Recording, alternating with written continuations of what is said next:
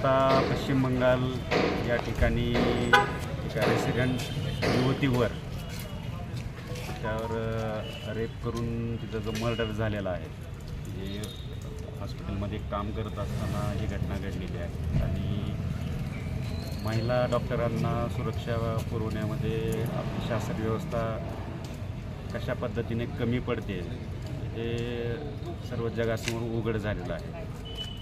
Indian medical association वारंवार मागणी करत होतं केंद्र सरकारकडे, प्रत्येक राज्यामध्ये, की बाबा डॉक्टरांना संरक्षण द्या. आणि एक तरुण होतकरू डॉक्टर पोस्ट ग्रॅज्युएशनचं शिक्षण घेत असताना अशा पद्धतीनं जाणं हे देशासाठी काही चांगली गोष्ट नाही. याच्या निषेधार्थ इंडियन मेडिकल असोसिएशननं पूर्ण देशभर उद्या दिनांक 17 ऑगस्टला सकाळी 6 वाजल्यापासून 18 ऑगस्टला सकाळी 6 वाजेपर्यंत आपल्या सर्व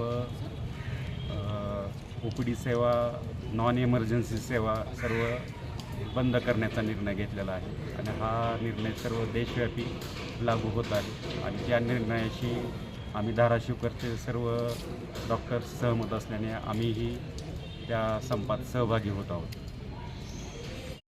कोलकात्याच्या आरजेकर मेडिकल कॉलेजमध्ये जे एका ट्रेनिंग जे अमानुषपणे बलात्कार करून अतिशय क्रूर पद्धतीनं तिची ड्युटीवर असताना हॉस्पिटलमध्ये हत्या झालेली आहे.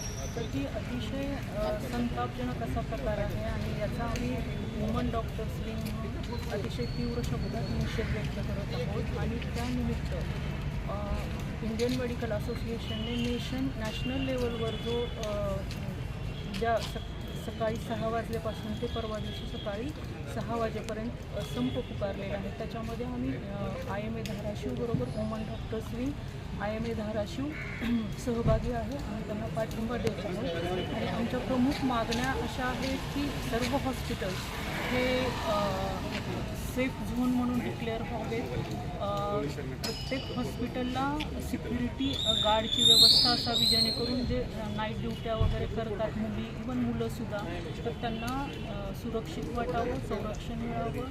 आणि तिसरं म्हणजे की नॅशनल लेवलवर सेंट्रल कायदा अगेन्स्ट व्हायलन्स हे जे महिलांविरुद्ध नेहमीच अत्याचार वगैरे घडत आहे त्याच्याबद्दल ह्याच्यासाठी एक ठोस असा कायदा करण्यात यावा, या प्रमुख मागण्या.